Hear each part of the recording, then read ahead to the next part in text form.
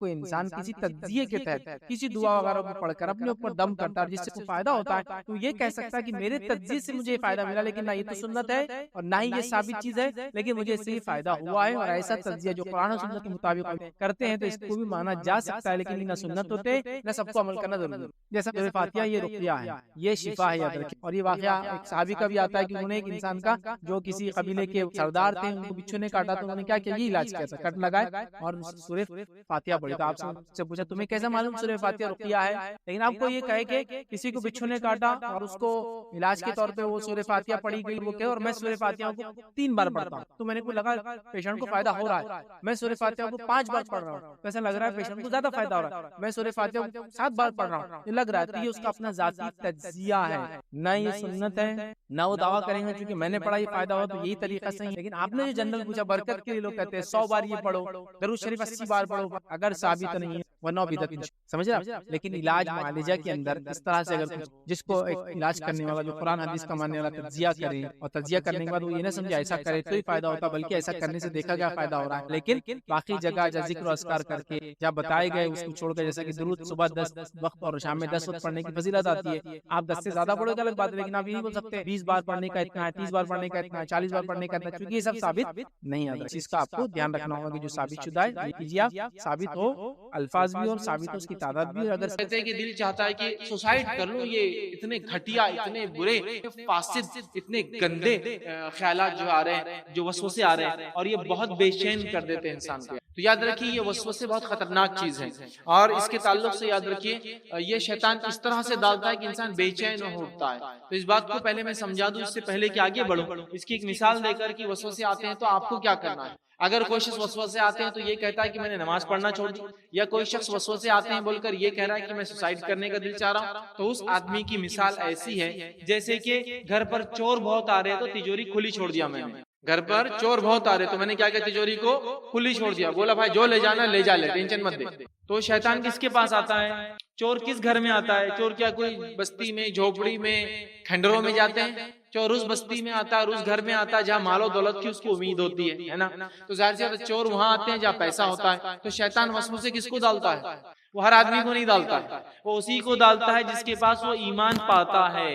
تو اگر شیطانی وسوسوں سے نماز چھوڑ دی کہ نماز میں گندے گندے وسوسے آتے ہیں، شیطانی وسوسوں سے دین کی تعلیمات سے دور ہو گئے اس لیے کہ بہت دماغ اس سے خراب ہو جا رہا ہے، تو یہ آدمی کی مثال ایسی ہے جیسے کہ چور بہت آ رہے تھے تو تجوری کھلی چھوڑ دیا میں نے کہ جانے دو کیا کرنا ہے کر لے۔ کوئی بھی انسان عقل مند تجوری کو چور آنے سے کھلی نہیں چھوڑتا، بلکہ چور جب آنا شروع ہوتے حفاظت بڑھا دیتا ہے۔ چور جب آنا شروع ہوتے حفاظت بڑھا دیتا ہے، تو لہٰذا وسوسوں کا آنا ایمانی علامت ہے۔ اگر آ رہے ہیں تو سیکیورٹی بڑھا دیجئے، مطلب اپنے ایمان کو اور بلند کیجئے، شیطان سے اللہ رب العزت نے پناہ مانگیے، اللہ کے ذکر میں جٹ جائیے، نمازوں میں اضافہ کر دیجئے، اور پھر آنے دیجئے کتنے آتے دیکھا جائے گا۔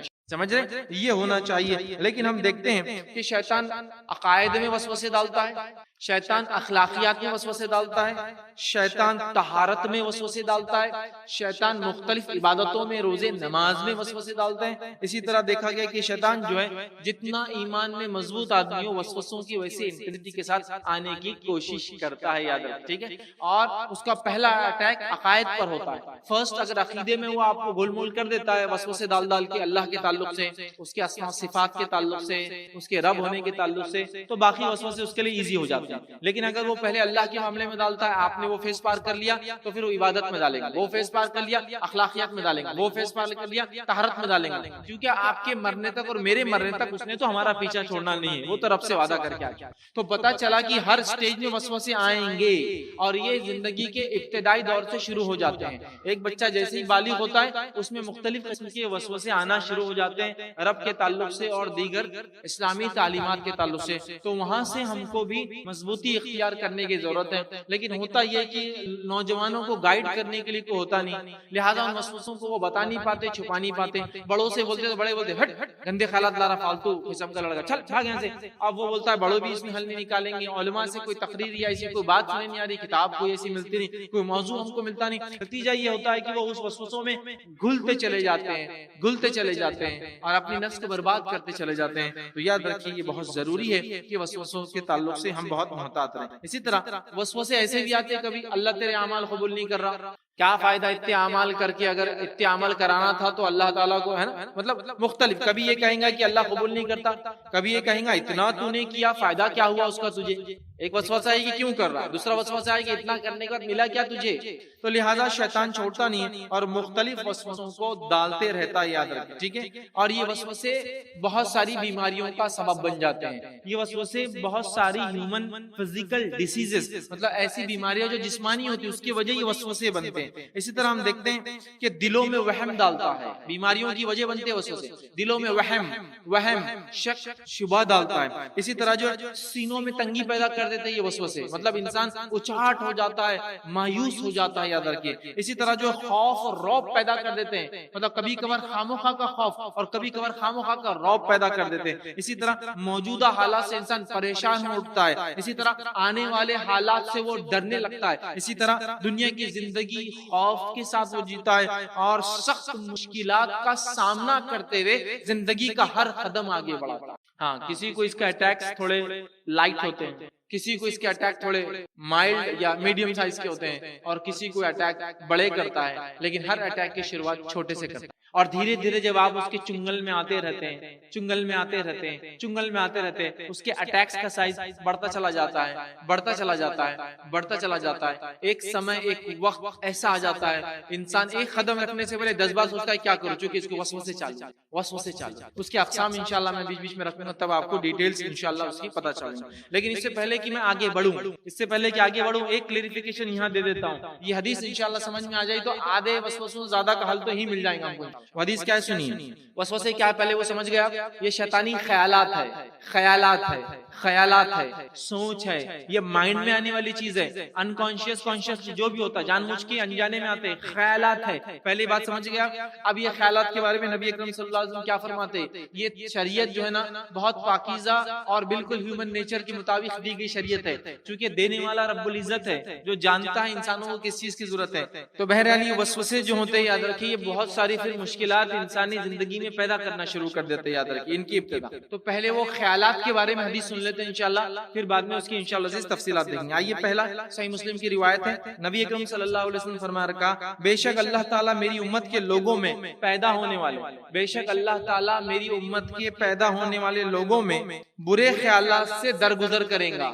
میری امت مطلب نبی اکرم صلی اللہ علیہ وسلم فرما رہے جتنے لوگ امت محمدیہ میں ہوں گے ان کی سوچ پر انشاءاللہ ان کی پکڑ نہیں ہونے والی۔ جتنے برے خیالات کس کے بارے میں بھی آتے ہو، اللہ کے بارے میں، رسول کے بارے میں، دین کے بارے میں، ماں باپ کے بارے میں، بچوں، سب کے لیے معافی ہے۔ تو پہلے تو یہ سمجھ جائیے صرف سوچ کی وجہ سے اللہ پکڑ نہیں کرتا، تو ڈپریس مت ہوئیے، پریشان مت ہوئیے۔ ہاں یہ خیالات میں نہیں کر رہا ہوں کہ آنے دیجئے، اس کو بھی روکیں گے، اس کا سولوشن آگے آئے گا، بٹ اس کے آنے سے پریشان مت ہوئیے۔ اللہ تعالیٰ اس امت کے فاسد خیالات پر پکڑ نہیں کرتا، کب تک وہ بھی سن لیجئے، نہیں کرتا جب تک کہ وہ خیالات کے مطابق عمل نہ کر لے۔ مثال کے طور پر کسی انسان نے یہ سوچا کہ میں چوری کر لیتا ہوں کسی کا، پھر کہا توبہ اچھا خیال نہیں، چوری نہیں کرتا، ہو گیا، اب اس سے کوئی گناہ نہیں ملے گا چوری کا سوچنے کا، سمجھا؟ لیکن جیسے ہی اس نے چوری کر لی تو گناہ مل گیا۔ کب تک گناہگار نہیں ہے امت محمدیہ کا کوئی بھی مرد، کوئی بھی عورت، کوئی بھی بچہ، کوئی بھی بوڑھا، جب تک کہ وہ کسی خیالات پہ اللہ پکڑ نہیں کرے گا، کب تک کہ جب تک کہ عمل نہ کر لے۔ تو آپ فاسد خیالات وسوسے دل میں ہی ہے نا، خیال ہی ہے نا، الحمدللہ خیال پہ تو آپ کی پکڑ ہی نہیں کی شریعت نے، تو پھر کیوں پریشان ہو رہے ہیں؟ لیکن ہاں یہ وسوسے پریشان بڑا کرتے ہیں، میں جانتا ہوں، لیکن گناہ کے بارے میں مت سوچیں، انشاءاللہ اللہ گناہ نہیں دیں گا۔ تو ڈونٹ بی ڈپریس، کم از کم مایوس بس ہو جائیے زندگی سے، سمجھ رہے ہیں؟ مایوس کن زندگی مت گزاریے، ٹھیک ہے؟ تو یہ حدیث ہم کو ایک دلاسا دیتی ہے۔ آگے آئیے، سارے برے خیالات، یہ بات یاد رکھیں، شیطان کی طرف سے ہی ہوتے ہیں، سارے برے خیالات شیطان کی طرف سے ہی ہوتے ہیں۔ وہ مختلف قسم کے شیاطین انسانوں کو برے خیالات لاتے ہیں، ان کی تفصیلات نام وغیرہ آگے آگے۔ تو مختلف قسم کے برے شیاطین برے خیالات لاتے ہیں، لیکن برا خیال کبھی بھی رحمان کی طرف سے نہیں ہوتا، یہ شیطان کی طرف سے ہوتا ہے۔ اس بات کو آپ جان لیں۔ سورہ مجادلہ میں اللہ نے فرمایا اور کہا، یہ سرگوشی تو شیطان ہی کی طرف سے ہے تاکہ وہ ان لوگوں کو غم میں مبتلا کرے جو ایمان لائے۔ یہ جو پھسپھساہٹ، پھسلاہٹ، دل میں جو باتیں، وہم اور خیالات جو آتے ہیں، اللہ فرما رہا ہے یہ شیطان کے طرف سے ہی ہے ایک مومن کو۔ کیوں کرتا ہے ایسا؟ وہ شیطان ایسا کر کے مومن کو غم زدہ کرنا چاہتا ہے، غم زدہ مطلب ایک طرح سے عام زبان کو ڈپریس کر دینا، غمگین کرنا چاہتا ہے۔ تو شیطان کی طرف سے وسوسوں کے ذریعے مجھے غمزدہ کرنا چاہتا ہے۔ ایگزامپل دیتا ہوں میں آپ کو بات سمجھنے کی۔ میرے وسوسے کی قسمیں، میرا مطلب میں ایگزامپل میں اپنے آپ کو ڈال رہا ہوں، یہ میرا نہیں ہے، ٹھیک ہے؟ سمجھ لیجیے میرا ایک وسوسہ ہے کہ میں یہ سوچتا ہوں کہ میرے گھر سے اگر بچے نکل جائیں گے تو ان کی موت ہو جائے گی۔ کچھ لوگوں کو ایسا ہوتا ہے اور بس یہی خیال ان کو تنگ کرتے رہتا ہے۔ اب بچے چلے گئے نا، اب موت کی خبر آتی ہے، اب بچے چلے گئے نا، موت کی خبر آتی ہے۔ یا دوسرا، اب میں مر جاتا کہ میں مر جاؤں گا تو میری بیوی کتنا روئیں گی نا میرے پہ، پھر لوگ دکانیں بند رکھیں گے میرے محلے والے اس دن، اور خود ہی رو رہا، مطلب خود ہی سوچ رہا موت کا، خود ہی رو رہا موت پہ۔ یہ وسوسہ ہے، یہ وسوسہ ہے۔ کیوں ڈال رہا ہے شیطان؟ اب کتنا غمگین ہو جاتے ہیں آپ جب اپنی موت کا سوچتے ہیں، بچوں کی موت کا سوچتے ہیں، غمگین۔ یہ وسوسہ، ایکسیڈنٹ ہو جائے گا، اس کا پیر تو کٹ جاتا میرے کو ایسا لگ رہا، اب نئی بائک لینا، ٹرک کے نیچے آ جاتا میرے کو ایسا لگ رہا، فلاں کیے نا، ایسا ہو جاتا میرے کو لگ رہا۔ یہ اس سے ہوتا کیا ہے؟ آپ غمگین ہو جاتے ہیں، آپ اپسیٹ ہو جاتے ہیں، ڈپریس ہو جاتے ہیں۔ تو یہ اللہ فرما رہا ہے یہ سرگوشی، یہ وسوسے شیطان کی طرف سے، یہ تاکہ مومنوں کو ان وسوسوں کے ذریعے غمزدہ کر دے، ڈپریس کر دے، اپسیٹ کر دے، لائف جو خوشنما ہے اس خوشنما زندگی کو جو ہے خراب کر دے، ان کی برباد کر دے۔ تکلیف کا فیض زندگی میں ایک بار آتا ہے لیکن خوشیاں روز رہتی ہے، لیکن یہ وسوسے روز تکلیف دیتے ہیں۔ جو غم ہوتا ہے اس دن ڈبل تکلیف ہو جاتی ہے، چھوڑتے نہیں ہیں، ٹھیک ہے؟ تو یہ اللہ کی طرف سے نہیں، شیطان کی طرف سے۔ پھر فرمایا حالانکہ وہ اللہ کے حکم کے بغیر انہیں ہرگز کچھ نہیں کر سکتا۔ شیطان بھی اللہ کے حکم کے بغیر لیکن ہرگز کچھ نہیں کر سکتا، کوئی نقصان نہیں پہنچا سکتا، اور اللہ ہی پر بس لازم ہے مومنوں کو کہ وہ بھروسہ کرے۔ تو ہمارا کام ہے ہم کس سے بھروسہ کریں؟ اللہ پر۔ ان وسوسوں کا ٹینشن بالکل نہ لیں۔ لیکن آج میں دیکھتا ہوں اکثر مرد اور عورتیں صرف ان وسوسوں میں ہی پریشان ہیں۔ ریئل لائف میں دنیا بالکل جس کو کہیں گے رونق دار ہے، لیکن دل میں اندھیرا بھرا ہوا ہے ان وسوسوں کی وجہ سے۔ تو بہرحال اس سے نکلنے میں جو ہے بہت سخت ضرورت ہے۔ آئیے آگے بڑھتے ہیں۔ آدم علیہ السلام کو شیطان نے جو پہلا کام کیا اور جس کام کی وجہ سے کیا کیا جنت سے نکال دیا، وہ کام کیا تھا آپ سب جانتے ہیں۔ اللہ رب العزت نے قرآن میں فرمایا کہ آدم علیہ السلام پہ سب سے پہلے شیطان نے جو کام کیا وہ کیا تھا؟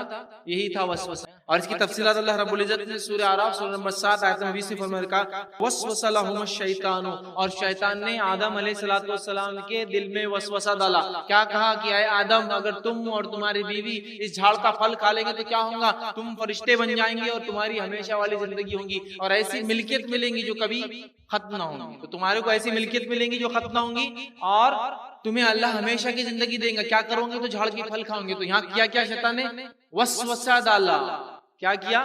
وسوسہ ڈالا آدم علیہ السلام کے دل میں۔ تو یہاں دیکھیے جنت سے جب آدم علیہ السلام نکالے گئے، پہلا شیطان کا تیر جو ان کو لگا وہ وسوسے کے ذریعے تھی۔ اسی لیے اللہ رب العزت نے ایک سورت ہی نازل کر دی اپنے آپ کو حفاظت کرنے کے لیے وسوسوں سے، ٹھیک ہے؟ تو وسوسے خطرناک چیز ہوتی ہے، بہت سارے جرم، جرائم، برائیاں اسی سے ہوتی ہے۔ آئیے وسوسے کا سبب کیا ہے؟ تو اس کے 3 سبب ہم دیکھیں گے، 3 ریزنز، بیسک ریزنز ہے۔ ضروری نہیں انسان اور اس کے سماج، اس کے حالات سے ریزنز چینج ہو سکتے ہیں، بٹ میں جو ریزن لوں گا وہ ریلیجیس ریزن ہوں گے، مذہبی۔ اس کے کیا ریزنز ہے؟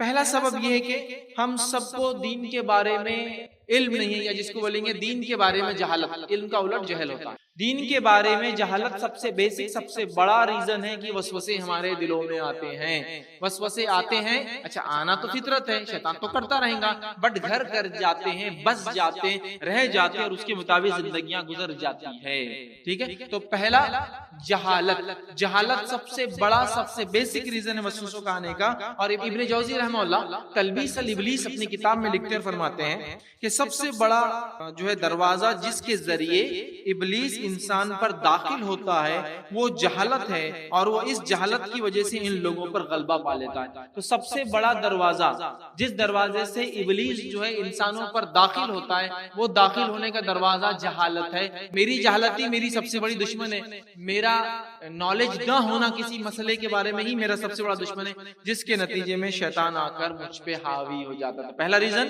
جہالت۔ سیکنڈ ریزن یاد رکھیں، دوسرا سبب وسوسوں کا ہے وہ یہ ہے کہ ایمان کی کمی اور اللہ پر توکل کی کمی، دونوں ایک ساتھ۔ اور ایمان کی کمی سے توکل میں کمی آتی ہے، ٹھیک ہے؟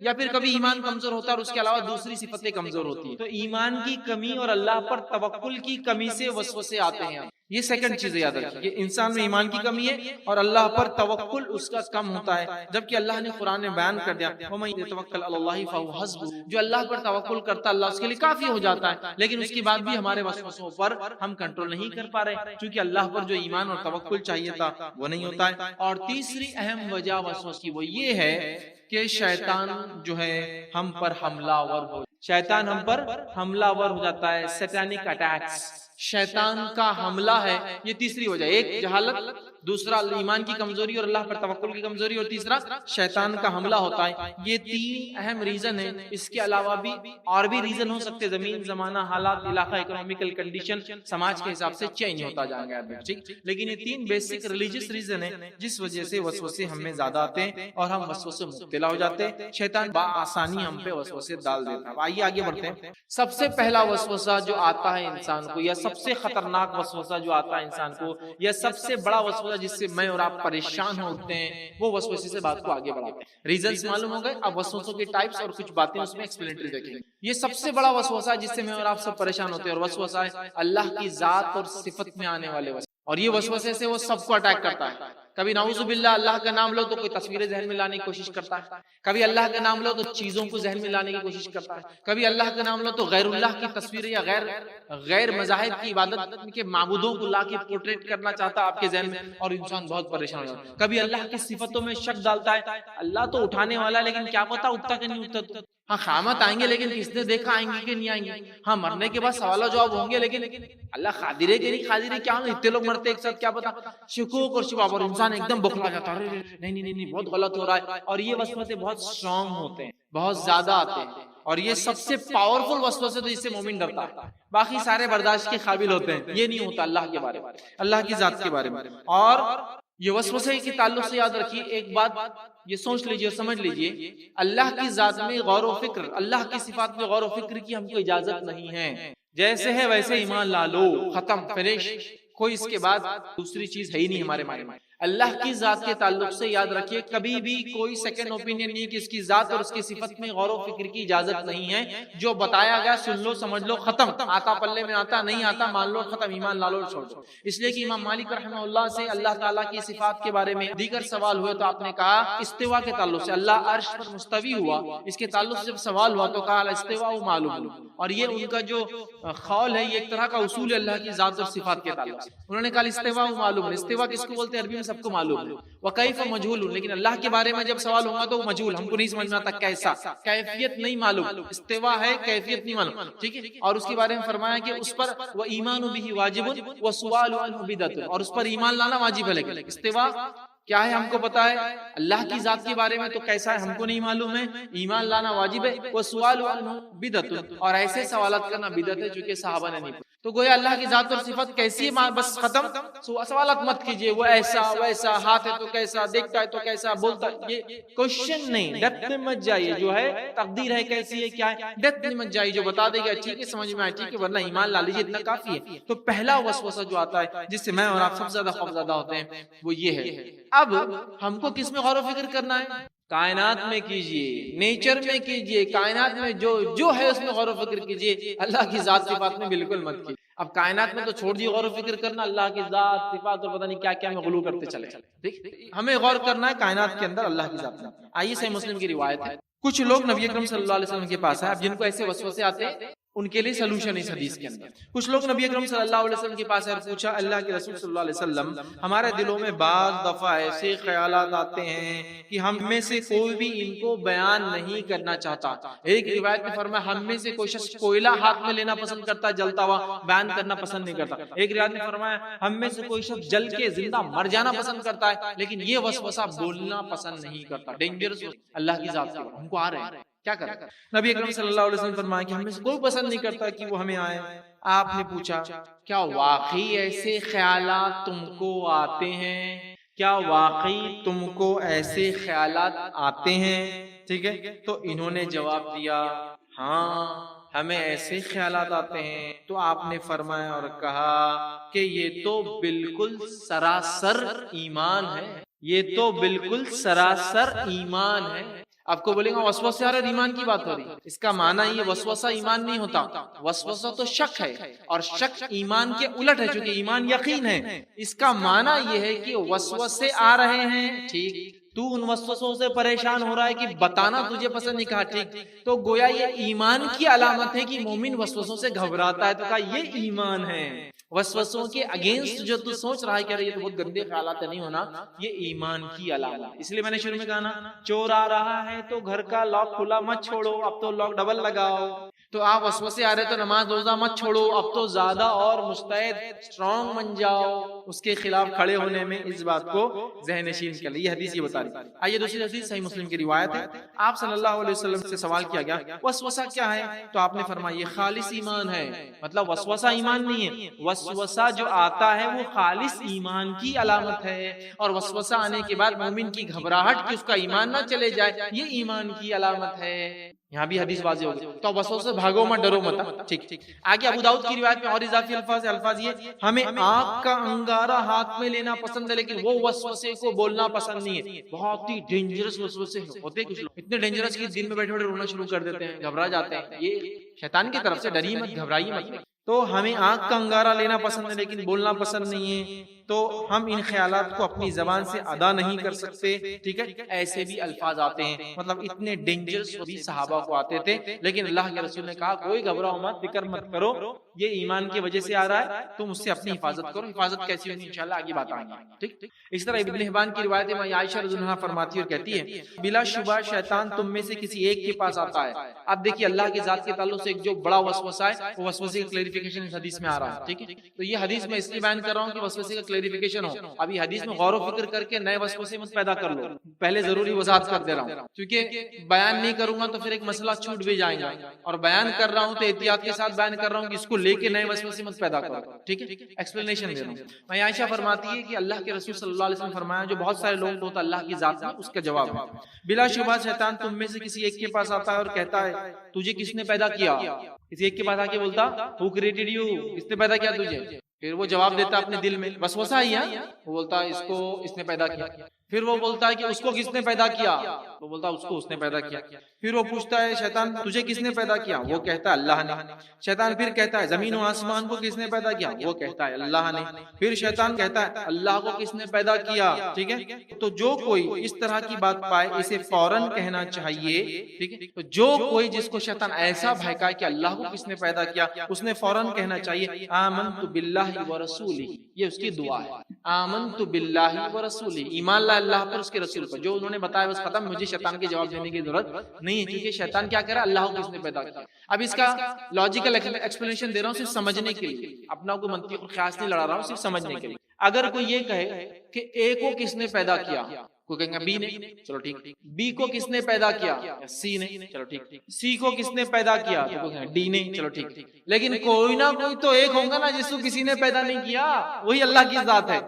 آپ کہے کہ اس کو کس نے پیدا کیا، تو اس نے کیا، اس کو کس نے، اس کو کس نے، سائیکل کہیں نہ کہیں جا کے تو فل سٹاپ ہوں گی، سم تھنگ تو ہوں گی، کچھ نہ کچھ تو ہوگا جو سب سے پہلے ان کریٹڈ، ان بورن ہوگا، بغیر پیدا کیا گیا، بغیر کسی کے بنایا ہوا ہوگا، اور وہی ذات کو اللہ کہتے ہیں۔ تو وسوسے کا لاجیکل جواب بھی دے دیا اور حدیث میں دعا بھی بتا دی، آمنت باللہ ورسولہ، فنش، ختم۔ اب کوئی سوچنے کی ضرورت نہیں ہمیں کو ڈر لگ رہا، ہمیں کو ایسے خیالات آ رہے، فلاں ہو رہے، شیطان کی طرف سے ہٹا لیے اس کو اپنے سے دور، اللہ اور رسول پہ ایمان کی بات کیجیے اور آگے بڑھیں۔ ہو گیا یہ بڑا وسوسہ ہوتا ہے، ٹھیک ہے۔ اب اس وسوسے کا علاج کیسا کرے، چونکہ اسپیشل وسوسہ تھا، اس کا علاج نہیں رکھ دیتا ہوں میں، باقی سارے وسوسوں کا علاج آخر میں ایک ساتھ رکھ، چونکہ عقیدے کے بارے میں، باقی سارے اعمال کے بارے میں، عبادات کے بارے میں۔ تو پہلا اس وسوسے کا علاج میں اور آپ کیسا کریں گے، اس کا ہم قرآن حدیث سے دیکھتے ہیں۔ پہلا آمنت باللہ ورسولہ، یہ دعا پڑھیں گے، پہلا آمنت باللہ ورسولہ، یہ دعا پڑھیں گے جب بھی اللہ کی ذات اور اس کی صفت میں وسوسہ آئے، برے خیالات آئے۔ دوسرا سورہ اخلاص کی تلاوت کریں۔ تیسرا کام کریں گے شیطان مردود سے اللہ کی پناہ مانگیں گے، اعوذ باللہ من الشیطان الرجیم، شیطان مردود سے اللہ کی پناہ مانگیں گے۔ چوتھا اللہ تعالیٰ کی پناہ مانگ کر اس قسم کے خیالات کو رک جانے کے لیے اپنے نفس کو بھی آمادہ کریں گے کہ اب خیال مت لاؤ تم بار بار، جہاں اللہ میں پناہ بھی مانگ لی تو اپنے نفس کو بھی کہیں نہ کہیں روکیں گے۔ پانچواں ہم اس مریض سے سوال کریں گے، یا سوال پوچھا جائے گا کیا تو یہ بات مانتا ہے جو شیطان تیرے دل میں ڈال رہا ہے، یقیناً وہ کہیں گا نہیں، جب نہیں مانتا ہے تو اس کا مطلب ایمان ہے، مانتا نہیں نا، پریشان ہو، تو یہ ایمان ہے. ٹھیک. چھٹی چیز یاد رکھیے وہ یہ ہے کہ اس ایسے خیالات کو دفاع کرنے کی ہر ممکن کوشش کریں. ساتویں چیز، بہت زیادہ فکر مند اور ڈپریس نہ ہو ایسے خیال سے. اگر بہت زیادہ ہی آ رہے ہیں تو تھوڑی دیر کے لیے چھوڑ دے، لیکن بہت پریشان نہ ہو، اس کا سولوشن ہے. اور آٹھواں، بار بار اس کے بارے میں سوچنا چھوڑ دیں، تھوڑی دیر بعد نکل جاتی. جیسا ایک ہاتھ پہ آپ کو زخم لگا، آپ بار بار سوچتے ہیں تو دھکا لگتے رہتا ہے، چھوڑ دیجئے، تھوڑی دیر بعد آپ بولتے ہیں نہیں ہم محسوس. کچھ چیزیں ہوتی ہے تو شیطان کو جتنا آپ سوچ رہے ہیں وہ اتنا آپ کو تکلیف دے رہا ہے، تو یہ اس کا ایسے وسوسے کا علاج. اب آئیے، وسوسے نیک لوگوں کی آزمائش ہے. وسوسے نیک لوگوں کی آزمائش ہے. نیک لوگوں کو شیطان وسوسوں کے ذریعے جو ہے آزماتا ہے، اس بات کو آپ جان لیں. ٹھیک ہے. جو ہے اس تعلق سے جو باتیں آتی ہیں وہ یہ صحیح بخاری کی روایت ہے. نبی اکرم صلی اللہ علیہ وسلم نے یہ بات بیان کر دی اور فرما دیا کہ بے شک اللہ تعالیٰ میری امت کے دلوں میں پیدا ہونے والے خیالات سے درگزر کرتا ہے جب تک کہ ان خیالات کو بیان نہ کرے یا اس پر عمل نہ کر لے. تو پتہ چلا خیالات آتے ہیں، شیطان مومنوں کو تکلیف دیتا ہے اور مومنوں کے لیے ایسی چیزیں آزمائش بن جاتی ہے. اس چیز کو ہم ذہن میں رکھیں. ٹھیک. اب ہم دیکھتے ہیں کہ کبھی کبھار جو شیطان جو ہے بندے کے دل میں اللہ کے تعلق سے بدگمانی ڈالتا ہے اور یہ بدگمانی کے ذریعے وسوسے شروع کرتا ہے. بدگمانی کیسی؟ اللہ تجھے کبھی نہیں بخشیں گا، ارے تیرے دل میں تو ایمان ہی نہیں ہے کہ تو تیرے کو وسوسے نہیں آ رہی. ابھی حدیث سنا نا تو نے، ایمان سے وسوسے آتے ہیں، تیرے دل میں تو ہے نہیں، کبھی تک وسوسہ نہیں آیا. ٹھیک ہے. اسی طرح جو ہے تیری موت جو ہے کفر پہ ہونے والی ہے، خاموخواہ ڈال رہا ہے تیری موت دیکھ کفر پہ ہونے والی تو تب عبادت کر لے، تو مرے گا تو کافر ہی مرے گا. اب آدمی گھبرا رہا ہے. اسی طرح کبھی وہ کرتا ہے تیری توبہ اللہ قبول ہی نہیں کرتا، آدمی بولتا نہیں کرتا، کرتا ہے تو پھر کہاں ہے اس کا ریسیپٹ، کہاں ہے جواب، کہاں ہے اس کا؟ آدمی بول رہا کیسا معلوم کروں میری توبہ قبول ہی نہیں. ٹھیک. اسی طرح کرتا ہے تیری اطاعت اور بندگی کا تیرا کیا فائدہ، اگر وہ نوٹ نہیں ہوا تو آخر میں اگر اللہ نے بول دیا تو نے کچھ نہیں کیا تو کیا کریں گا؟ یہ ساری چیزیں نا امیدی والی بات ہے. ارے تو نے کب سے دعائیں مانگی؟ ہاں بہت مانگی نا. سنا کہ اللہ نے ایک بار بھی، کیا کے چکر میں جا رہا ہے، یہ نہیں سنتا اللہ، اس کے لیے تو کفر کر، بدعت کر، جب سنیں گا تیری بات.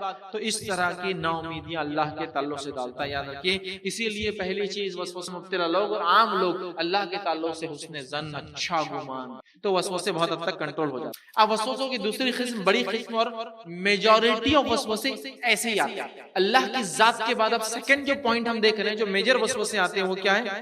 وہ وسوسے ہیں طہارت میں آنے والے وسوسے، اور اس سے بہت سارے لوگ پریشان. طہارت، پاکیزگی، چاہے وضو ہو، غسل ہو، اس کے بعد جس کو ہم کہیں گے طہارت سے ریلیٹڈ جو بھی ایشوز ہوتے ہیں، چاہے وہ طہارت جنابت سے ہو، حیض کی وجہ سے ہو، نفاس کی وجہ سے ہو، یہ وسوسے آتے ہیں. اور الا ماشاء اللہ کچھ لوگ ہی ان وسوسوں سے بچ پاتے ہیں. الا ماشاء اللہ، دعویٰ نہیں کر رہا ہوں، چیلنج نہیں کر رہا، لیکن الا ماشاء اللہ. اور آج کے جدید دور میں ہائیجین کے نام پر یہ وسوسے تو ایسے ہو گئے بالکل بادلوں کے سر پہ بس بھرے. ہائیجین، صاف صفائی، ہم بہت صاف لوگ ہیں، پاک لوگ ہیں. کیسے صاف؟ روز گھر کو دھو کے نکالتے. ارے لوگ پانی نہیں مر رہے پیاس سے، نہیں، صفائی تو ضروری ہے. اچھا کیا گندگی ہوتی ہے آپ کے گھر میں؟ گندگی اتنے بڑے مکھیاں بڑھ جاتے ہیں ہمارے پاس. تو مکھی کی گندگی کیا شرعی ناپاکی ہے؟ ٹھیک ہے، اسے بیماریاں ہو سکتی ہیں، کیا شرعی ناپاکی ہے؟ نہیں بھائی، وہ تو ہمارا دل اس کے بغیر نہیں لگے گا. ایسی زمین پہ نماز پڑھنا دل نہیں بولے گا، ایسی زمین بیٹھنا دل نہیں بولے گا، ایسی زمین کھانا دل نہیں بولے گا، ایسی جگہ جانا دل نہیں بولے گا، فلاں ہوگا فلاں. یہ پرابلمز پاکیزگی والے، صفائی والے. اکثر وساوس عقیدے کے بعد جو سیکنڈ فیز ہے وہ طہارت میں آتے ہیں. اور طہارت میں کیوں آتے ہیں اس کی وضاحت بھی کر دیتا ہوں. کیونکہ طہارت چابی ہے ساری عبادتوں کی. طہارت ہوں گی تو نماز ہوگی، طہارت ہوں گی تو حج ہوگا، ہے نا. ناپاک حالت میں حج نہیں. تو طہارت بیس ہے. تو شیطان کبھی بھی بنیادوں پہ اٹیک کرتا ہے، ٹھیک ہے، برانچ سے نہیں کرتا ہے، جڑوں پہ کرتا ہے. عقیدے پہلے خراب کرتا ہے تاکہ عقیدہ خراب ہوگا تو اعمال کرتے رہے کتنے کرنا، اللہ قبول نہیں کرنے والا. تو یہاں جب فرسٹ فیز میں عقیدے پہ کیا الحمدللہ آپ بچ گئے، تو سیکنڈ فیز پہ اترتا ہے، بولتا عبادت تو چھڑا کے رہوں گا، اسی خراب کر کے رہوں گا، بیکار کر کے رہوں گا. پاکیزگی والا ایک ایک الگ الگ لوں گا انشاءاللہ، اس میں ایکسپلینیشن دیتا جاؤں گا. ٹھیک. طہارت کے معاملے میں یاد رکھیے آنے والے وسوسوں کو ہر ممکن کوشش کرے کہ روک لے، ورنہ یہ بہت ہانی کارک اور گھاتک ثابت ہوتے ہیں، بہت زیادہ انجریس ثابت ہوتے ہیں آپ کی آگے کی زندگی کو. یہ بات بتا دوں. ٹھیک ہے. اسی طرح شیطان بدعت کے تعلق سے وسوسے ڈالتا ہے کہ بدعت کر لے تو یہ اچھا ہے. ایسا ایگزامپل میں اس کا اگر دوں تو بعض لوگوں کو یہ گمان ہوتا ہے، یہ خیال ہوتا ہے کہ رسول اللہ صلی اللہ علیہ وسلم نے ایک مد میں وضو کیا اور ایک سا میں غسل کیا. ایک مد پانی میں وضو کیا اور ایک سا پانی میں غسل کیا. ایک مد پانی ہوتا ہے 450 ملی لیٹر سے لے کر 500 ملی لیٹر، آدھا لیٹر یا اس سے کم کو کہتے ہیں ایک مد عربی میں. اور ایک سا ہوتا ہے 2000 مطلب 2250 ملی لیٹر سے لے کر 2500 ملی لیٹر کے بیچ میں. مطلب पौने 1.25 से लेकर 2.5 लीटर पानी में। तो नबी अकरम सल्लल्लाहु अलैहि वसल्लम ने आधे लीटर से कम में वजू किया और 2.5 लीटर से कम में गुस्ल किया, और ये गुस्ल जनाबत किया। ऐसा गुस्ल जो हम बिस्तरी की वजह से वाजिब हो जाता है, गुस्ल जनाबत जिसमें जड़ों तक पानी जाना जरूरी है। अब शैतान क्या वसवसा डालता, सुनिए। 500 ml में कोई वजू होता क्या? तो खोल नल, खोल फुल प्रेशर से, sir sir sir sir sir sir, कहां से होगा 500 में? जैसे ही आपने ये सोचा 500 में वजू नहीं होता, शैतान ने उचक लिया, बस मार लिया बाजी उसने, क्योंकि उसने आपको ये बताया रसूल ने जो वजू किया वो गलत था, 500 में होता ही नहीं, तेरा नहीं हुआ, तो गोया रसूल ने गलत। समझ रहे आप गड़बड़ क्या होती है, गुलूस का प्रॉब्लम क्या है, समझ रहे आप? तो वो ये करता है। तो बाज लोगों को बिदत में बड़ा इत्मीनान आता। बिदत कैसे? वजू करने बैठे हैं, पूरी टाकी खाली हुई, लेकिन अभी वजू चल ही रहा है, चल ही रहा है, चल ही रहा है। वजू ऐसा कि कपड़े भी गुस्ल ले लिए और आंख भी गुस्ल ले लिया, लेकिन वजू चालू है, वजू चालू, पूरा भीग गया लेकिन वजू खत्म नहीं। तो गोया ये ऐलान करता है ये वसवसों का मरीज कि शरीयत ने जो बताया ना 500 ml में नहीं होता भाई, आधे लीटर में, ये जरूरी है। और बिदत को वो दीन समझने लगता है। और जो लोग अगर 500 ml में वजू कर ले तो बोलता है कैसे गंदे लोग हैं, 500 ml में वजू कर। नबी अकरम सल्लल्लाहु अलैहि वसल्लम ने ज्यादती और कमी दोनों में वजू इतने ही पानी से किया, ज्यादा इस्तेमाल नहीं किया। इसीलिए मैंने कहा ना, इल्ला माशाअल्लाह कुछ लोग बचे इन वसवसों से, तहरत वाले। चलिए गलती से कोई पानी ज्यादा खर्च कर देता वो तो इसराफ में है, लेकिन ये वसवसे की वजह से करता है कि इतने कम में नहीं होता, तो वो गुलू कर रहा है, शरीयत में बिदत कर। तो बहरहाल कुछ लोगों का गुमान होता है कि इतने में वजू नहीं हो सकता है, हालांकि नबी अकरम सल्लल्लाहु अलैहि वसल्लम ने ऐसा किया, ठीक है। और इतने 500 ml में तो उनका सिर्फ हाथ धुलता, खाली हाथ धुलता है ना। हाथ भी कैसा धोते हो? नाखूनों के अंदर पानी डालते, पहले हाथ धोना है ना, बहुत जरूरी है, गीला नहीं सूखा नहीं छूटना। फिर मलते बैठा है, मल रहा है, चल रहा है, उसका पानी चालू है, क्योंकि वजू का मसला है भाई, नबी ने वजू किया, ऐसा मलते बैठे के नाखून। तो अभी तो 500 ml में तो हाथ भी नहीं धुलता है, पहला हाथ ही मुश्किल से धुल जाए तो बड़ी बात हो जाए, ये हालत। आइए नबी अकरम सल्लल्लाहु अलैहि वसल्लम के ताल्लुक से बात आती हुई कि आपने फरमाया कि जो 3 दफा से ज्यादा नबी अकरम सल्लल्लाहु अलैहि वसल्लम वजू किया, वजू में कम से कम हर आज़ा को, वजू के आज़ा को कितने बार धोना है? कम से कम 1 बार, और ज्यादा से ज्यादा 3 बार। वसवसों के मरीज 30 बार से तो आगे धोए बगैर तो इत्मीनान नहीं आता, कम से कम 1 बार, ज्यादा ज्यादा 3 से ज्यादा करे तो क्या? सुन लीजिए, आप सल्लल्लाहु अलैहि वसल्लम फरमाया जो 3 दफा से ज्यादा धोएगा वो मेरी नाफरमानी करेगा और वो जालिम होगा। जो 3 बार से ज्यादा वजू में चीजों को धोएगा वो नाफरमानी करेगा मेरी और जालिम होगा। तो वसवसों के मरीज जिनको ये वसवसा है कि वजू कम पानी में नहीं होता, आज से ही शुरू कर देंगे, पानी लो एक छोटे उसमें 500 ml में और उतने में ही वजू करना आज से, और शैतान के मुंह पे एक जी को तमाशा देना जोर से कि तेरे ये वसवसे आज मेरे सामने अब नहीं चले, किसी भी मसले में नहीं। ये जवाब के बगैर काम नहीं होने वाला, बात याद रख, ठीक है। तो लिहाजा इसलिए कि जुल्म है अपनी नफ्स पर और अल्लाह के रसूल सल्लल्लाहु अलैहि वसल्लम की नाफरमानी है, और नाफरमानी करके वजू करके कोई अपनी इबादतों को अल्लाह से कबूल नहीं करा सकता, ही मेरा दावा है, ठीक है। आइए इसी तरह सही मुस्लिम की रिवायत है, नबी अकरम सल्लल्लाहु अलैहि वसल्लम ने फरमाया जिसने ऐसा कोई अमल किया जिसका हुक्म हमने नहीं दिया था वो मरदूद है, वो रद्द कर दिया रोज़े क़यामत। तो नबी ने 3 से ज्यादा नहीं धोया, तुम भी 3 से ज्यादा अपने आज़ा को नहीं धो सकते, नहीं धो सकते। अब कुछ 500 में होता है क्या? आज इंशाल्लाह फजर का करेंगे या तहज्जुद पढ़ेंगे तो 500 में करके देख लो, बिल्कुल हो जाए, बिल्कुल हो जाए, कोई इसमें दो राय। आप इतना लेके फेंकेंगे तो नहीं होगा, लेकिन इतना सा चुल्लू भर लिया हो गया, हो गया, चुल्लू भर लिया कुल्ली, चुल्लू भर लिया नाक में, चुल्लू भर लिया, सब हो जाता है। मैं कहता हूँ 500 में बिल्कुल मुकम्मिल हो जाएगा, नबी अकरम सल्लल्लाहु अलैहि वसल्लम ने किया है, ठीक है। तो जो इजाफा करेंगे शरीयत में उसका अमल मरदूद है, ये बात भी याद रखना। जाबिर रज़ी अल्लाह अन्हु फरमाते और कहते हैं कि वजू के लिए 1 मुद्द पानी काफी है और गुस्ल जनाबत में 1 सा पानी किफायत करता है। एक आदमी ने इनकी ये बात सुनकर कहा मुझे तो पानी की ये मिकदार काफी नहीं है, इतना तो मेरे को नहीं पड़ता। जाबिर रज़ी अल्लाह को बड़ा गुस्सा आ गया और गुस्से में आ गए और इनका चेहरा मुतगय्यर लाल हो गया, चिढ़ गए होगी, कैसी बात कर रहा, नबी का वो तेरा कैसा नहीं हो, मुतगय्यर हो गया। आप रज़ी अल्लाह ने फरमाया जो तुझसे बेहतर था और तेरे से ज्यादा घने बाल वाला था उसका तो वजू गुस्ल इतने में होगा, तेरा कैसा नहीं होगा। इसलिए कि नबी अकरम सल्लल्लाहु अलैहि वसल्लम का आखिर वक्त तक आप बड़े घने बाल वाले थे, दाढ़ी में भी घने बाल थे और सर के बाल भी घने। तो कहा तुझसे घने बाल वाले के ये हो गया कि गुस्ल जनाबत उसने कर लिया 2.5 लीटर में और वजू कर लिया 500 ml में, तेरा कैसा नहीं होता। बहुत गुस्सा आया, سمجھ رہا؟ تو یہ غلو ہو جائے گا، اس سے بچنا ہے. اگر یہ نہیں بچے تو طہارت کے بعد شیطان جو بڑھتا ہے نا وہ سیدھا نماز پہ اٹیک کرتا ہے. طہارت میں کھینچ لیا، فرسٹ سٹیپ ہلاک کر دیا آپ کو، وسوسوں پہ حاوی ہو گیا، نیکسٹ اس کا ٹارگٹ آپ کی نماز کی رکعتیں اور آپ کے سجدے ہوں گے. بات آ رہی ہے. ٹھیک ہے، تو پہلے اس میں اپنے آپ کو بچانا ہے ہم زیادہ. ٹھیک ہے، اسی طرح شیطان انسان کے دل میں وسوسہ ڈالتا ہے. ٹھیک ہے، کہ بیت الخلاء میں زیادہ دیر بیٹھے رہے، پیخانے میں، کیونکہ زیادہ دیر بیٹھیں گا بالکل فریش ہو کے نکلیں گے. ایک خطرہ پیشاب سے نکال دے، فلاں کر خامخواہ بٹھائیں گے. اور یہ ایسا مقام ہے جہاں بیٹھ کے پوری پروگرامنگ بھی کرتا رہتا آپ کو، کیونکہ وہ اچھی جگہ تو ہے نہیں،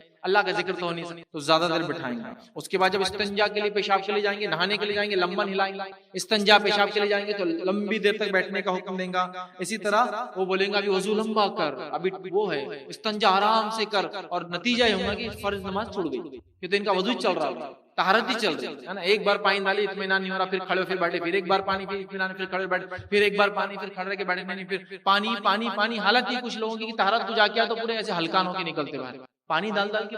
اگر بیت الخلاء پیخانے کے لیے چلے گئے تو دھو دھو کے پریشان اتنے ہوتے ہیں کہ ریشز ہو جاتے ہیں، باڈی چلی جاتی ہے. ہاں مجھے پتا ہے، بلکہ کچھ لوگ اتنا غلو کرتے ہیں کہ کپڑے کا استعمال کرتے ہیں. پہلے کپڑا استعمال کرتے ہیں، کپڑا پھینکتے، پھر ٹیشو استعمال کرتے، ٹیشو پھینکتے، ٹیشو کے بعد پانی استعمال کرتے، پانی سے مطمئن نہیں ہوتے، دھوتے بیٹھے رہتے. یہ وسوسے ہوتے ہیں، اس کے لمٹ نہیں ہے میرے بھائیوں. غور سے سنی میری بات.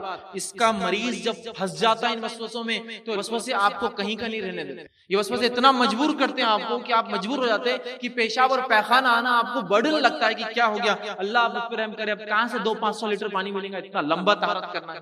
تو پیشاب جانا چھوڑ دیتا ہے، پیخانوں میں جانا چھوڑ دیتا ہے، مخصوص پیخانے اور پیشاب خانوں میں جاتا ہے، چونکہ اس کو اتنا اطمینان لگتا ہے. شیطان کے اس وسوسے سے پہلے جھٹکے میں بچیے آپ، وضو میں پانی کم کر دیجیے، انشاءاللہ باقی سب کنٹرول. شیطان کو موقع مت دیجیے، اس میں یاد رکھیے. اور وہ پھر آپ کی نمازیں چھڑا دیتا ہے، عبادتیں خراب کرتا ہے. ٹھیک ہے، اب اس وسوسے کا علاج کیا ہے وہ بھی بتا دیتا ہوں. فقہ کا ایک اصول ہے، فقہ کا اصول ہے. اصول کیا ہے؟ شک کے ساتھ یقین زائل نہیں ہوتا، شک کی وجہ سے یقین ختم نہیں ہوتا. اگر مجھے شک ہے کہ زمین پاک ہے ناپاک ہے تو زمین پاک ہے، شک کی وجہ سے زمین ناپاک نہیں ہوں گی. اگر مجھے شک ہے کہ یہ پانی پاک ہے کہ ناپاک ہے تو شک کی وجہ سے پانی ناپاک نہیں ہوگا، پانی پاک ہے. شک کسی چیز کو ناپاک نہیں کر سکتا، شک کی وجہ سے یقین زائل نہیں ہوتا، شک کی وجہ سے یقین کو آپ ختم نہیں کر سکتے. ہاں یقین ہو کہ اس میں پیشاب گرا، اس میں پیخانہ تھا، اس میں کتے نے منہ ڈالا، اس میں یقین ہو تو الگ بات ہے. شک کی نہیں، کھلا پانی ہے تو کتے نے منہ ڈالا ہوگا، نہیں، شک کے بنیاد پہ نہیں، یقین کی بنیاد پہ بات ہے. تو شک کسی یقین کو زائل ختم نہیں کر سکتا، مٹا نہیں سکتا. یہ رول آپ یاد رکھ لیجئے، انشاءاللہ زندگی سکون بھری ہو جائیں گے. ٹھیک ہے، وسوسے ختم ہو جائیں گے، زندگی انشاءاللہ آسان. ورنہ دھوتے دھوتے ہاتھ پیر منہ کلیاں کرتے کرتے سر کے مسا کرتے کرتے زندگی گزر جاتی ہے. ایسا مریض جب نہانے کو چلا جاتا ہے تو پورا خاندان پریشان ہوتا ہے کہ اب 2 گھنٹے تو باہر نکلنا نہیں ہے، 2 گھنٹے کے ساتھ ساتھ پانی لاؤ پانی لاؤ پانی لاؤ پانی لاؤ. اب گھر میں ٹاکی اوپر ہے تو سمجھ میں آتا، اب ٹاکی نہیں ہے تو لے جا کے دیتے جاؤ، نہا رہا. اب اس کا پرابلم کیا ہوتا ہے معلوم ہے؟ یہ تو چلو اگر کنوارا تھا تو تھک جائیں گے، شادی ہونے کے بعد اگر بیوی سے ہم بستری کریں گا تو کرنا چھوڑ دیں گا. کیوں؟ تو اس کو معلوم اس کو 10 گھنٹے نہانا پڑے گا، تو اس ڈر سے بیوی سے قریب بھی نہیں جائیں گے. بولیں گے نہ کو تمہارے قریب اس لیے نہیں آتا، میرے کو نہانے کو بہت ٹائم. اس کی سکون کی زندگی شیطان ختم کر دے گا اس عمل سے. یہ معمولی وسوسہ نہیں ہے، مذاق مت لیجیے. یہ جب شروع ہوتا ہے نا برباد کر دیتا زندگی میں، اس کی فیملی لائف ڈسٹرب کر دیتا ہے، اس کے بچوں کو ڈسٹرب کرتا ہے، اس کی فیملی ڈسٹرب، اس کی بیوی ڈسٹرب، اس کی طلاقیں ہو جاتی ہے. تو بیوی بھی اکتا جاتی ہے کہ پانی لاؤ کہاں سے بھر بھر کے، اس کو دوں کہاں سے، نہا رہا ہے تو نہائے، دھو رہا ہے تو دھو رہا ہے، وضو کر رہا ہے تو 1 گھنٹہ وضو کر رہا ہے، سب پریشان کر. کام ہے کچھ، اب کام کے بیچ میں طہارت کو جانا ہے تو اس کو معلوم آدھا گھنٹے سے پہلے میں نکلوں گا نہیں باہر، تو کام چھوڑ دیتا ہے، لوگوں سے ملنا چھوڑ دیتا ہے، جاب میں دل نہیں لگتا ہے، تھوڑے دن بعد ریموٹ لوکیشن پہ اکیلا پڑا رہتا ہے. فوراً کنٹرول کیجیے ان وسوسوں کو، یاد رکھیے. ٹھیک ہے، صحیح مسلم کی روایت ہے، جب کوئی آدمی آپ نے فرمایا اپنے پیٹ میں محسوس کرے، وہ جو میں نے کہا نا وسوسے، شک کسی حقیقت کو یا جس کو ہم کہیں گے یقینی چیز کو نہیں ہٹا سکتے، اس کے تعلق سے حدیث ہے یہ، صحیح مسلم کی روایت ہے. جب آدمی اپنے پیٹ میں ہوا محسوس کرے، ایسا لگ رہا کہ ارے وضو کر کے گڑبڑ ہو گئی، اور ایسا ہوتا ہی، وضو کر کے اٹھو کہ گڑبڑ شروع ہو جاتی، ہوتی نہیں ہو. شیطان کا طہارت میں نہیں پکڑ سکا تو اب یہاں پکڑتا وضو، ارے وضو ٹوٹ گیا. آپ سمجھ کر اب شک جو میں نے کہا نا، شک کسی یقین کو ختم نہیں کرتا، اس لیے حدیث رکھا ہوں. آپ صلی اللہ علیہ وسلم فرمایا جب کوئی آدمی وضو کر کے اٹھتا تو پیٹ میں ایسا لگتا کہ ہوا خارج ہوگی، گیس پاس کر دیا اس نے. اب سنیے، آپ صلی اللہ علیہ وسلم فرما رہے ہیں اس کو اشکال پیدا ہوتا ہے، شک پیدا ہو جائے کہ اس کے پیٹ میں ہوا خارج ہو گئی، ٹھیک ہے یا نہیں، تو ایسا آدمی وضو کے لیے مسجد سے نہ جائے، دوسرا وضو نہ کرے. ایسا آدمی مسجد سے باہر نہ جائے یا دوسرا وضو نہ کرے. کب تک؟ جب تک کہ دو چیزیں نہ ہو جائے جو یقین کر رہتی کہ یہ چیز ہوئی، آواز نہ سن لے یا بدبو نہ آ جائے، جب تک اس کا وضو باقی ہے. اسی حدیث کے بنیاد پہ میں نے کہا، اور فقہ کا اصول ہے کوئی شک کسی یقین کو زائل نہیں کرتا.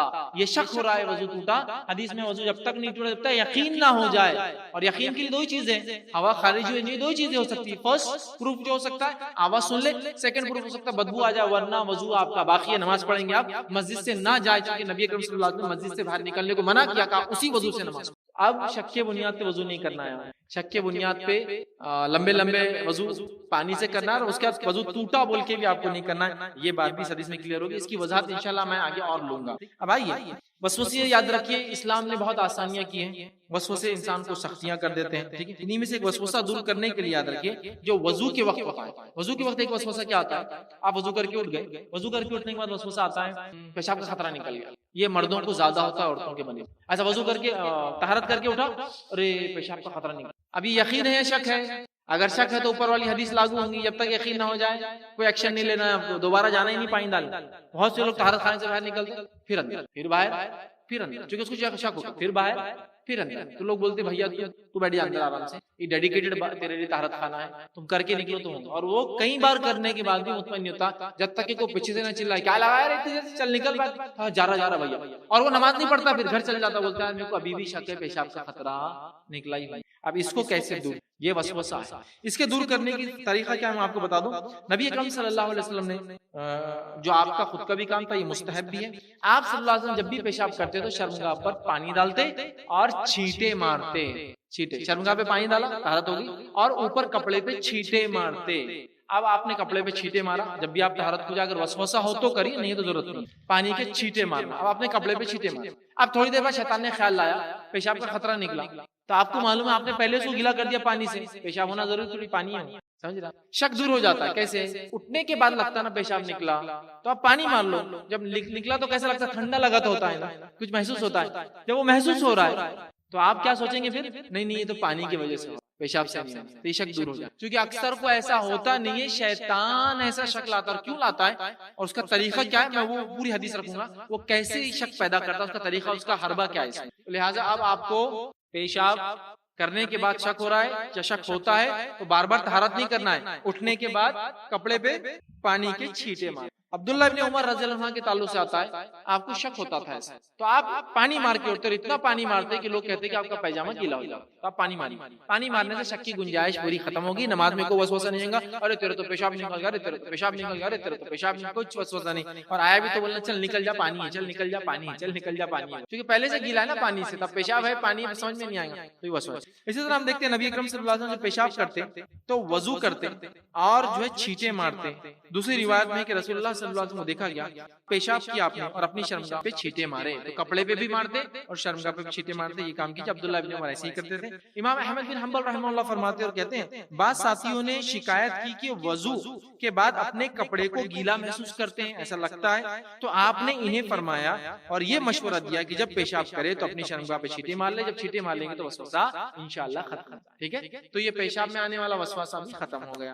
اب وضو کے وقت جو ہے چھینٹے دینے کے بڑے فائدے ہیں، لیکن یہاں ایک وضاحت ضروری ہے، وہ یہ ہے ہر بار وضو کے لیے طہارت کرنا ضروری نہیں ہے. بہت سارے لوگوں کو غلط فہمی ہوتی ہے، جب بھی وضو کرتے طہارت کو جاتے، ضروری نہیں. ضرورت ہے تو جاؤ، نہیں ہے تو مت جاؤ. کچھ لوگ فجر میں اٹھتے ہیں اور بولتے ہیں فجر میں اٹھنے کے بعد جب تک پیخانہ نہیں ہوا تو میں نماز کو نہیں جاتا. کیوں؟ تو بولے وہ پیٹ صاف نہیں ہوا، گندگی کیسے جائیں گے نماز. ارے بھیا اندر ہے بھی، وہ باہر نہیں نکلی، جب باہر نکلی تو گندگی کہلائیں گے، جب تک اندر ہے تو میرے ساتھ ہے وہ. سمجھ رہے آپ؟ لیکن عجیب و غریب ان کے وہم شبہات ہوتے ہیں. ٹھیک، اس کو بھی دور کریں. آپ صلی اللہ علیہ وسلم نے فرمایا بے شک وضو کا ایک شیطان ہے. وضو وضو سے کیوں آتے ہیں؟ اس کا ایک اسپیشل شیطان ہے. وضو کا ایک شیطان ہے جس کا نام ولحان، اس کا نام ہے، اس شیطان کا نام ہے ولحان. اور آپ نے فرمایا پس تم پانی کے وسوسوں سے بچو.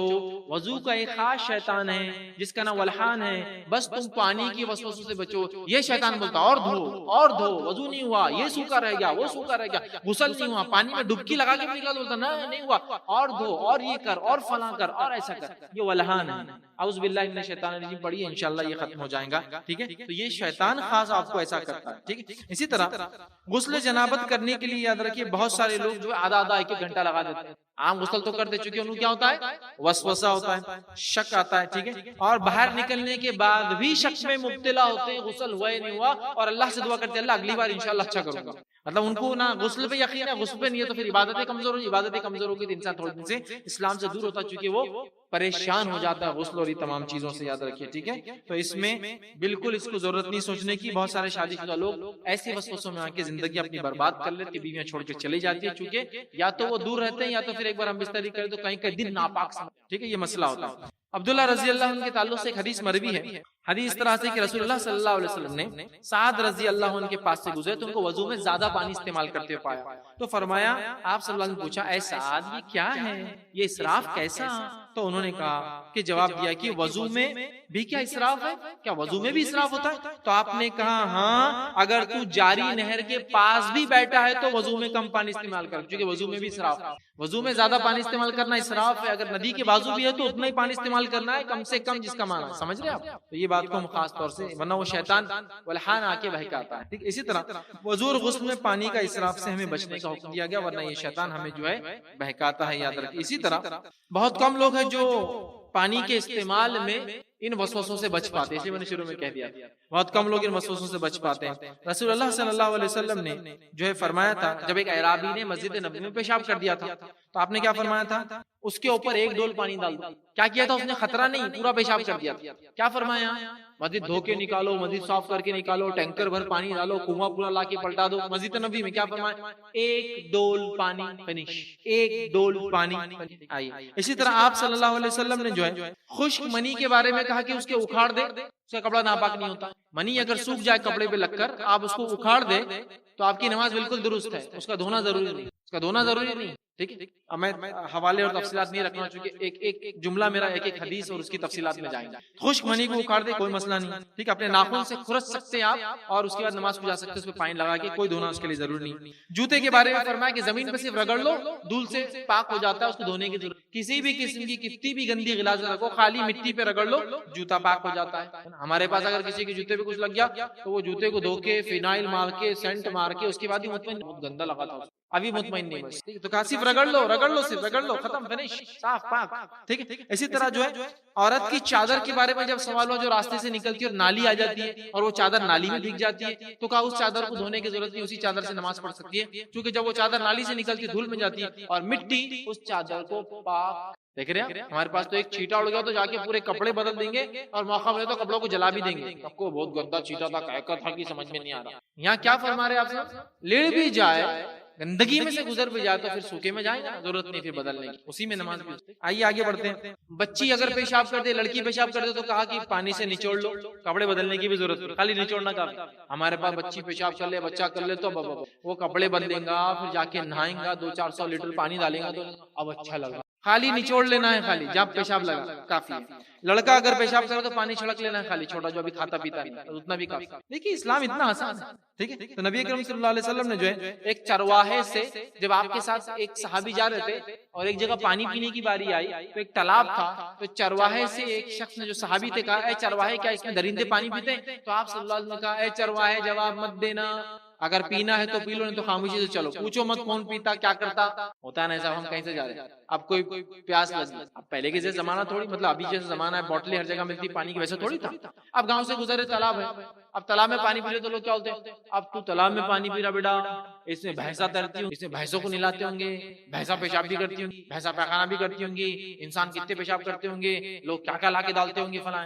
آپ صلی اللہ علیہ وسلم کے زمانے میں جو کسی پوچھا، اے چرواہے کیا اس میں درندے منہ ڈالتے ہیں؟ آپ نے فرمایا چرواہے جواب مت دینا. صحابی سے کہا پینا ہے تو پیو، نہیں تو چلو یہاں. جو دکھ رہا ہے فیصلہ دکھنے پہ ہوگا، فیصلہ شک کے اور گمان کے بنیاد پہ نہیں ہوگا کون کیا کیا کرتا ہے. سمجھ رہے؟ ہمارے پاس کچھ لوگ ہوتے ہیں سفر کرتے ہیں ٹرین میں، ایک بھی نماز نہیں پڑھتے. کیوں؟ ٹرین کے طہارت خانے کون کون آتا ہوگا، کیا کیا کرتا ہوگا، وہ سب ٹھیک ہے. دکھ کیسا رہا ہے فیصلہ دکھنے پہ ہوگا، فیصلہ کیا کیا ہوا اس پہ نہیں ہوتا ہے شریعت میں. اب نماز کا پڑھوں گا سیٹ پہ گندی رہتی، کیسے میلے کچیلے سوتے، فلاں ہوتا، ابھی کیسی دکھ رہی، لیکن ابھی کیسی دکھ رہی، اس پہ حکم دیا جائے گا یہ کیا ہوا ہوگا، کیسے ہوتا ہوگا، لوگ کیا کرتے ہوں گے، فیصلے اس پہ اسلام میں ظاہر ہے. سمجھ گئی حدیث انہی کی طرف، ایسی کئی روایتیں اور کئی باتیں بہرحال موجود ہے، اس کو سمجھنے کی ضرورت. ٹھیک. ایک وسوسہ یہ بھی آتا ہے انسانوں کو کہ سبھی لائن سے کچھ نکل گیا، آگے پیچھے کے راستے سے کچھ نکل گیا، بس خواہ پیشاب نکل گیا، عورتوں کو دوسرے خیالات آتے ہیں اس کے برعکس، ہوا نکل گئی، پیخانہ تو نہیں نکل گیا ہوں گا، یہ تو نہیں ہو گیا ہوں گا فلاں، یہ کنٹینیوس وسوسے ہوتے ہیں. ٹھیک. تو اس کو بھی نکالنے کی ضرورت ہے. عبداللہ بن زید رضی اللہ عنہ فرماتے اور کہتے ہیں کہ رسول اللہ صلی اللہ علیہ وسلم سے شکایت کی گئی کہ نماز کے دوران آدمی کو خیال گزرتا ہے کہ اس کے پیٹ میں کوئی چیز خارج ہو گئی ہے، تو رسول اللہ صلی اللہ علیہ وسلم نے فرمایا وہ نماز نہ توڑے یہاں تک کہ آواز جب تک نہ آئے یا بو نہ آئے، جب تک نماز نہ توڑے. تو شک کی بنا پر وضو نہیں ٹوٹتا، شک کی بنا پر سبیلین سے کچھ نکلا یہ سوچنے سے آپ کا نہ وضو ٹوٹا نہ غسل ٹوٹا، اس بات سے آپ مطمئن ہو جائیے، یاد رکھیے. ٹھیک ہے. اور اسی طرح آپ نے کیا فرمایا، بے شک شیطان تم میں سے ایک آدمی کے پاس آتا ہے اور اس وقت آتا ہے جب وہ نماز میں ہوتا ہے، اور نماز میں ہوتے وقت وہ اس کے پیچھے کے راستے پہ جاتا ہے، پیچھے کی شرمگاہ پہ، اور وہاں ایک بال توڑ لیتا ہے. تو انسان کو ایسا لگتا ہے کہ اس کی ہوا خارج ہوئی، جبکہ اس نے کچھ دوسرا کام کیا ہوا. بال توڑ لیتا ہے، بال کو کھینچتا ہے، حدیث میں آتا ہے بال پکڑ کے کھینچتا ہے یا توڑ لیتا ہے، تو آدمی کو ایسا محسوس ہوتا ہے کہ وضو ٹوٹ گیا. سو آدمی نماز سے نہ پھرے یہاں تک کہ آواز نہ آ جائے یا بدبو نہ. تیسری ابو داؤد کی روایت نے فرمایا جب تم میں سے کسی کے پاس شیطان آئے اور کہے تیرا وضو ٹوٹ گیا ہے تو تو اس سے کہنا تو جھوٹا ہے، میرا وضو نہیں ٹوٹا. اب جواب دینا ہے، یہ بات یاد ہے. جو وسوسے ایسے آتے ہیں نا اس کو جواب دیجیے، نہیں ٹوٹا، نہیں ہوا. آپ لوگ کیا بولتے نہیں ہو گیا ہوں گا، مت جواب دیجیے شیطان کو. ٹھیک ہے. آپ نے فرمایا اس کو بول تو جھوٹا ہے. پھر فرمایا اور نماز سے نہ نکلے جب تک کہ اپنی ناک سے محسوس نہ کرے یہ آواز نہیں. شک کے بنیاد پہ نہیں ٹوٹتا وضو، نماز کچھ نہیں ٹوٹتی. یہ بات یاد رکھیے، میں یہ بتانا ہی چاہ رہا ہوں. مصنف ابن ابی شیبہ کی روایت ہے، اس کو غور سے سنیے. عبداللہ ابن عباس رضی اللہ عنہ فرماتے ہیں وہ شک کیوں ہوتا ہے، اس کا ریزن یہاں. آپ نے فرمایا بے شک شیطان بندے کو خیال ڈالتا ہے کہ اس کی نماز خراب ہو گئی، جب اسے لاچار کر دیتا ہے، جب وہ دیکھتا ہے کہ یہ تو نماز نہیں توڑ رہا تو اس کے دبر میں پھونک مارتا ہے، بس اسے ایسا محسوس ہوتا ہے کہ ہوا خارج ہو گئی، وضو ٹوٹ گئی. تو اس کا وضو نہیں ٹوٹا جب تک کہ آواز نہ سن لے یا بو نہ سن لے. پھر شیطان اس کے سامنے سے آتا ہے، پیچھے سے تو کچھ نہیں کر سکتا، سامنے آتا ہے، خاموخواہ کھینچتا ہے تاکہ بندے کو ایسا لگے شرمگاہ سے کچھ نکل گیا اور وہ نماز توڑ دے. پھر آپ نے فرمایا شرمگاہ سے کوئی چیز نکلی ہے لہٰذا بندہ نماز سے نہ نکلے یہاں تک کہ یقین نہ ہو جائے کہ شرمگاہ سے کچھ. شک کے بیسس پہ نہ نماز ٹوٹتی، نہ روزہ ٹوٹتا ہے، نہ نماز دہرانے کی ضرورت ہے، نہ روزہ دہرانے کی ضرورت ہے، نہ رکعتوں کو خامخواہ سجدے سہو کرنے کی ضرورت ہے. سمجھ رہا؟ ٹھیک ہے. تو یقین ہونا ضروری ہے. اسلام میں ڈاؤٹ کے لیے کوئی سپیس نہیں، کوئی خلا نہیں. چلیے آگے بڑھتے ہیں. گندگی کو روندنے کا وسوسہ. گندگی روندنے کا سمجھ رہا، پیشاب پہ سے گزر گئے، پیخانے پہ سے گزر گئے، گندے کپڑوں پہ گزر گئے، وسوسہ. اب وہ گندگی میں سے جراثیم اڑ رہے ہوں گے، اڑ کے میرے کپڑوں کو چپک گئے، لپٹ گئے ہوں گے، اب جا کے اتارنا ضروری ہے، نہاؤں گا نہیں تو نماز نہیں پڑھ سکتا، فلاں فلاں عبادتیں چھوڑ رہا ہے، سب کچھ چھوڑ رہا ہے. یہ وسوسے کی حقیقت ہے، وہ دیکھتے ہیں. صحابہ، تابعین، تبع تابعین میں بہت سارے لوگوں سے یہ عمل ثابت ہے کہ وہ مسجد کو پیدل جایا کرتے، پیدل جاتے وقت ان کے پیروں کو غلاظت لگتی اور اس کے بعد بھی وہ پیر نہیں دھوتے، نماز میں داخل وضو کر کے گھر سے نکلتے، ننگے پیر جاتے، غلاظت لگتی، لیکن مسجد جانے کے بعد کوئی بھی صحابی تابعین پیر کو نہیں دھوتا. کیوں نہیں دھوتا وہ بھی دیکھ لیتے. چلیے صحابہ سے پوچھتے ہیں کیوں نہیں دھوتے بھائی آپ. چلیے آگے حدیث دیکھتے ہیں. امام ابو داؤد اور امام ترمذی رحمہ اللہ ایک روایت کرتے ہیں، عبداللہ بن مسعود رضی اللہ عنہ سے ایک روایت کرتے ہیں کہ ہم گندی چیزوں کو روندنے سے وضو نہیں کرتے تھے. مطلب نبی اکرم صلی اللہ علیہ وسلم زمانے میں ہم گندی چیزوں کو روندتے تھے اور اس کو روندنے سے، پیر میں آنے سے کیوں نہیں کرتے تھے؟ چونکہ گندی چیز پیر کو لگی، آگے بڑھے، دھول پیر کو لگے، چونکہ ننگے پیر جا رہے ہیں، دھول اس گندگی کو پاک کر دے.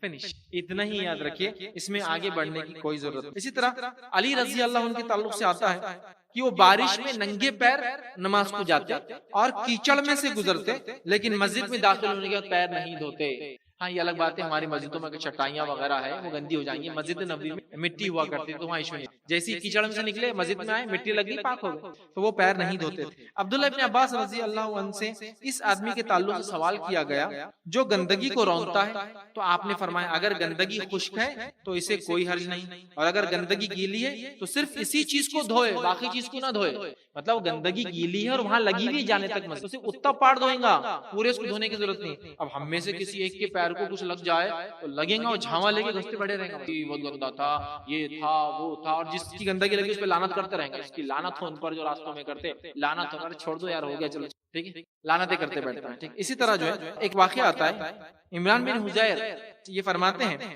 کہ وہ جو ہے ابو محلز جو ہے رحمت اللہ علیہ، ان کے ساتھ جمعہ کی نماز کے لیے مسجد کی طرف آ رہے تھے. تو راستے میں خوش گندگی تھی، خوش گندگی، سوکھا ہوا گوبر لیت وغیرہ ہوتا ہے نا گندے، خوش گندگی ہوئی، تو انہوں نے اس کو روندا، پیروں سے روندا، اپنے پیر سے چورا کیا اور فرمانے لگے یہ تو صرف ایک راکھ ہے، اس سے کچھ نہیں ہوتا، اور پھر مسجد گئے اور بغیر وضو کے نماز، مطلب وضو کر کے نکلے، کہا یہ تو خشک ہو گیا نا، اب اس سے کوئی گندگی نہیں ہوتی، اس کے پیر کے لگنے سے کچھ۔ اسی طرح جو ہے ابن عمر رضی اللہ عنہ کے تعلق سے آتا ہے کہ وہ مینا میں جاتے، خوش گوبر اور خوش خون، جانور ذبح ہوتے تھے نا، خوش گوبر اور خوش خون سے گزرتے تھے، مسجد میں داخل ہوتے تھے اور بغیر پیر دھوئے کے نماز پڑھتے۔ آپ بولیں گے ارے انہائجینک دکھ رہا، گندا دکھ رہا، گندا نہیں بیوقوف، ہماری ذہنیت گندی ہے، صحابہ سے پاک لوگ دنیا میں نہیں گزرے، ان سے زیادہ مطہر لوگ، ان سے زیادہ مقدس لوگ، ان سے زیادہ عظمت والے لوگ، ان سے بڑے اولیاء اللہ نہیں گزرے، جب وہ کر سکتے ہیں اور ان کا عمل ہے تو ہمارا اب کیا ہے؟ وہ انہائجینک نہیں تھے، تم نے ہائجین کے نام پہ اپنے نفس پہ ظلم کیا اور تم شیطان کے وسوسوں کہ ذرا سا گندگی لگی دھوتے بیٹھے، سوکھا گوبر لگ گیا دھوتے بیٹھے، ضرورت نہیں، ٹھیک ہے۔ اسی طرح جو ہے ابو داؤد رحمہ اللہ اپنی سنن کے اندر ایک جو ہے واقعہ نقل کرتے ہیں، اس عورت کا، جو عورت جو ہے بنی عبد اشعل کی رہنے والی تھی، وہ نبی اکرم صلی اللہ علیہ وسلم کے پاس آئی اور کہا مسجد کا راستہ بدبودار گندگی والا ہے، پیشاب اور پیخانہ ہوتا ہے، بدبودار گندگی، تازہ اس کا مطلب اسمیل بھی آتی ہے، بدبودار گندگی والا راستہ ہے، جب ہم وضو کرنے کے بعد وہاں سے گزرے تو کیا کریں، مطلب وہ پیروں کو لگ جاتی ہے، ننگے پیر، چونکہ اکثر صحابہ کو چپل نہیں تھی پہننے کو، ننگے پیر رہتے تھے، تو ہم کیا کریں؟ رسول اللہ صلی اللہ علیہ وسلم فرمایا کیا اس کے بعد پاک مٹی تمہارے پیروں کو لگتی ہے؟ تو کہا، تو پھر کہا راستہ نہیں ہے؟ وہ کہتی کہ ہاں، انہوں نے جواب دیا کہ خشک مٹی ہم کو لگ جاتی ہے، تو آپ نے فرمایا کہا وہ اسے پاک کر دیتی ہے، کچھ بھی کرنے کی ضرورت نہیں، نہ تمہاری چادر کو نہ تمہارے پاؤں۔ اب ہمارے پاس تو راستے میں اگر تھوڑا سا کیچڑ لگ گیا، گندگی بھی نہیں، کوئی بدبودار گندگی بھی نہیں، کیچڑ، تو بس لگے دھونے۔ اب نماز کا وقت بھی ہو گیا تو آدمی بولا اب میں گھر جا کے پہلے پیر دھوں گا، سیٹسفائی ہو جاؤں گا کہ پیر صحیح دھلا تو جاؤں گا۔ اب گئی ظہر، گئی عصر، گئی مغرب، کوئی بات نہیں، گھر آ کے پھر جناب پیر گھس گھس کے دھوئیں گے، پہلے جوتے کو جو ہے دھو کے سکھنے ڈالیں گے، تب بولتے اب اچھا لگا اب نماز پڑھ۔ یہ شیطان نے آپ کو وسوسے ڈال کے عبادت سے دور کر دیا، اور یہ اس کی چال ہے۔ صفائی کا وسوسہ، کپڑوں کو بار بار بدلنا، خامخواہ صاف کرتے رہنا، برتن صاف کو اور صاف کرنے کا وسوسہ، الماری جما کے پھر نکال کے پھر جماؤ، کچن کو جما کے پھر نکال کے پھر جماؤ، دھلے برتن کو پھر دھلاتا ہی گندگی ہوگی، کسی کے ٹوائلٹ کو یوز مت کرو، پتہ نہیں کیسا کیسا کیا کیا کرتا ہوں اندر جا کے تو میرے کو نہیں جمتا، اپنا ٹوائلٹ پرائیویٹ اور الگ ہونا، ٹرینس کے ٹوائلٹ یوز مت کرو، ایروپلینس کے ٹوائلٹ یوز مت کرو، پبلک باتھ روم میں تو جوئی مت، وہاں جانے سے تو پتہ نہیں 1 مہینہ نہانا پڑے گا جب صاف ہوتا انسان ہے نا، تو وہ آدمی کبھی پبلک ٹوائلٹ نہیں جاتا، ٹرینس میں نہیں جاتا ہے، کسی گھر میں نہیں جاتا، کسی کے پاس نہیں جاتا، کسی سے ہاتھ نہیں ملاتا، کیونکہ ہاتھ ملانے میں یہ سوچے کیا کہا اور کہاں کہاں ہاتھ ڈالا ہوں گا کہ اب میں نے ہاتھ ملا لیا اس سے، اب وہ جراثیم میرے پک جاتے کہ اب میرے کو کیا ہو جاتا کہ، تو ہاتھ ملانا چھوڑ دیتا ہے۔ تھوڑے دن میں یہ آدمی سماج سے کٹ کے اکیلی، یہ ہوتا ہے، یاد رکھیے شروعات بہت چھوٹے سے ہوتی ہے لیکن بڑھتا جاتا ہے، ٹھیک ہے۔ اسی طرح امام حفص رحمۃ اللہ علیہ فرماتے ہیں عبداللہ ابن عمر رضی اللہ عنہ کے ساتھ وہ مسجد گئے، مسجد پہنچ کر میں نے پانی کی طرف گیا تاکہ میں پاؤں دھو لوں۔ عبداللہ ابن عمر رضی اللہ عنہ فرمایا پاؤں نہ دھو، تو نے گندگی کو روندا اور اس کے بعد پاک مٹی کو رون دیا، جس سے وہ مٹی نے تیرے پاؤں کو پاک کر دیا، اور انہوں نے ان کو پیر دھوئے، وہ دونوں آئے پیدل، گندگی میں سے آئے، مٹی لگی، اب امام حفص جا کے پیر دھونا چاہتے ہیں تو ابن عمر کہہ رہے ہیں کہ نہیں، پیر دھونے کی ضرورت نہیں ہے، جب ہم گندگی میں سے گزرے صاف میں مٹی سے ہم پاک، اور مٹی نے اس پیر کو پاک کر دیا، دھونے کی ضرورت نہیں، انہوں نے ویسی نہ، ٹھیک ہے۔ نماز کی جگہ کے بارے میں وسوسہ، وہ پاکیزی والا وسوسہ جس کو ہوتا ہے نا، بہت سارے لوگ نماز کی جگہ پہ جا نماز بچھانے کی بات بھی مطمئن رہتے جگہ صاف ہے نہیں، تو جگہ کے بارے میں رول کیا ہے، جو دکھتا ہے اس پہ مانا جائے گا۔ اب یہاں کتنے کتے لوٹے اس سے کوئی مسئلہ نہیں، ابھی کیا دکھ رہا ہے، دس از سم تھنگ، یہ صاف ہے تو صاف، نہیں کتے آئے ہوں گے، بلی آئے ہوں گی، نہیں یہ کیا ہوں گا، انہیں وہ کیا ہوں گا، فلاں ہوں گا، ایسا ہوں گا، ویسا ہوں گا، فلاں ہوں گا، ایسی عورت گئیں گی، ویسی عورت گئیں گی، فلاں ہوں گا، یہ گرا ہوں گا، وہ ٹپکا ہوں گا، وہ لگا ہوں گا، وہ چپکا ہوں گا، میری نماز پڑھی۔ آپ بس ظاہر پہ دیکھیے، اچھا ظاہر گندا ہے، گندے پہ کیا ڈالنا ہے آپ کو، جانماز، جانماز جہاں ڈال رہے وہ بھی پاک ہونا، پھر جانماز کیا کو ڈال رہے؟ نبی اکرم صلی اللہ علیہ وسلم مٹی پہ نماز پڑھتے، پتھر پہ پڑھتے، جب مٹی اور پتھر پہ گندگی ہوتی تو اس پہ کچھ کپڑا ڈالتے، اب کپڑے کا ڈالنے کا وجہ پاکیزگی ہے، ہمارے پاس ہوتا ہے نا جانماز کے بغیر نماز ہی نہیں پڑھتے، جانماز نہیں کرے، رکو نماز کو کیسے کھڑے ہو رہا ہے، فرشی احترام نہیں ہوگا، جانماز لا کے دے، جب جگہ پاک ہے تو وہاں جانماز نہیں بچھائی جائے۔ نبی اکرم صلی اللہ علیہ وسلم مٹی میں نماز پڑھی، ریت پہ نماز پڑھی، اور آپ نے کیچڑ میں بھی سجدہ کیا، گیلی مٹی میں نماز پڑھی، پھر ہم کون سے ان سے زیادہ اعلیٰ اور افضل ہے بھائی کہ ہم کو جانماز کے بغیر نماز نہیں ہوتی؟ ہم کون سے ان سے زیادہ پاک ہے بھائی جو ہماری جو ہے نماز نہیں ہو رہی اور وہ جگہ پاک نہیں ہمارے لیے، جبکہ نبی نے پڑھی ویسی جگہوں پہ؟ اس بات کو ذہن نشین کر لے، یہ ایک وسوسہ ہوتا ہے۔ حالانکہ رسول اللہ صلی اللہ علیہ وسلم ایسی چٹائی پر نماز پڑھی جو چٹائی لوگوں کے زیادہ چلنے کی وجہ سے میلی ہو گئی تھی، پوری کالی ہو گئی، اور اس پہ ٹھیک ہمارے پاس تو ذرا دھول رہی تو نہیں صاف کرو، اس کے بغیر نماز نہیں ہوتی، ٹھیک ہے؟ کنکر پہ نماز پڑھی، مٹی پہ آپ نے نماز پڑھی، ٹھیک ہے؟ اسی طرح جہاں گندگی کا پختہ یقین ہو وہاں آپ صلی اللہ علیہ وسلم نماز نہیں پڑھی۔ پختہ یقین، یقینی بات ہو ایک الگ بات ہے، لیکن ہمارے پاس صرف شک کی بنیاد پہ نمازیں نہیں پڑھتے۔ بخاری کی روایت آپ نے فرمایا میری امت کے لیے ساری زمین مسجد بنا دی گئی ہے اور پاک بنا دی گئی ہے، جس جگہ بھی میری امت کے فرد کو نماز پا لے، مطلب وقت ہو جائے وہاں پڑھ لے۔ میری امت کے لیے ساری زمین مسجد اور پاک بنا دی گئی ہے، جہاں چاہے پڑھ لے۔ اب جب تک ناپاکی ثابت نہیں ہوں گی پوری دنیا پاک، پوری زمین پاک ہے، سمجھ رہے؟ یہ رول کو آپ یاد رکھیں۔ عبداللہ بن عمر رضی اللہ عنہ جو ہے فرماتے ہیں کہ کتے مسجد نبی میں آیا کرتے، کتے مسجد نبی میں آ جایا کرتے تھے، اور ان دنوں کوئی صف جو ہے بچھونا بھی نہیں، مطلب مسجد نبی میں کتے آ جاتے تھے کیونکہ مسجد کو کوئی فینسنگ بہت اچھی نہیں تھی اور صف وغیرہ میں کوئی چادر وہ نہیں تھی، مٹی پہ نماز پڑھتے تھے صحابہ شروعاتی دور میں، اور کتے آیا اور جایا کرتے تھے۔ لیکن ان کتوں کو ایسے کوئی صحابہ یہ نہیں سوچ رہے میں سجدہ کیسا کروں کتا آؤں گا، نہیں، جو ظاہر ہے اس پر فیصلہ کیا جائے گا، ٹھیک ہے؟ یہ ہیلتھ اور ہائیجین نے ہمارا بیڑا غرق کر دیا۔ صفائی کا اسلام میں بڑا اعلیٰ تصور ہے، لیکن ایکسٹرا کانشیسنس نے انسان کو برباد کر دیا، ایکسٹرا کانشیسنس نے انسان کو برباد کر دیا۔ وہ ہائیجین نہیں، وہ ہائیجینک ہے جو ہم لوگ کر رہے ہیں۔ اسلام نے جو پاکیزگی کا تصور دیا، اس سے اوپر کوئی پاکیزگی نہیں، اس کے اوپر بھی گندگی اور اس سے نیچے بھی گندگی۔ آپ بولے وہ زیادہ صفائی نہیں، وہ بھی گندگی اور یہ بھی گندگی، اس بات کون سمجھ؟ اس کپڑے کے بارے میں جو کہ وسوسہ جس پر کوئی چیز گر جائے، اب کپڑوں والا وسوسہ یہ بھی بڑا مسئلہ۔ ہم بستری کیا تھا، کچھ لگ گیا ہوں گا کپڑے پر، وسوسہ۔ دعوت میں گیا تھا، چٹائی پہ کیسی تھی پتہ نہیں، بیٹھا دھبا لگ گیا، وسوسہ۔ بچے کو دودھ پلانے والی عورت کو وسوسہ کہ دودھ نکل کے اس پہ لگ گیا ہوں، وسوسہ۔ حائضہ عورت کو وسوسہ کہ میں نے کپڑے حیض کے دور میں پہنے تو پتہ نہیں پاک ہوئے نہیں، وسوسہ۔ اسی طرح جو ہے پریگننٹ عورت کو جو حاملہ ہے اس کو وسوسہ کہ جو عام کپڑے میں پہنتی ہوں پریگننسی کے دور میں کیا وہ بعد میں پاک؟ اور ہمارے پاس سسٹم یہی، جب عورت حمل جب ٹھہرتا ہے اس کے بعد سے لے کر جب وہ ناپاک ہوتی ہے کچھ دن پیدائش کے بعد، تب تک کے کپڑے بھی جلا دیتے لوگ، بولتے نہیں چھوت ہوتا پھینک دو گھر سے، ناپاک ہو جاتا۔ نو ریالٹی، کسی کو صحابیات اور صحابہ کا ایک ایک جوڑا تھا، جب تک وہ پھٹتا ہے دوسرا نہیں لاتے، کہاں سے وہ صاف کریں گے، کہاں سے؟ ٹھیک ہے، اور ان سے اعلیٰ لوگ دنیا میں نہ گزرے ہیں نہ، ٹھیک ہے؟ بہرحال یہ سارے وسوسوں کو چھوڑ دے۔ اسی طرح بہت سارے صحابہ کو دیکھا گیا کہ آنکھ پہ زخم ہوتا اور خون و پیپ اس میں سے ٹپکتا، لیکن وہ وضو دوبارہ نہیں۔ ابن عمر رضی اللہ عنہ کو دیکھا کہ عبداللہ ابن عمر کو ایک کنچی تھی، انہوں نے پھوڑ دیا جس سے پیپ اور خون نکلا، لیکن آپ نے اس کے بعد دوبارہ وضو، ٹھیک ہے؟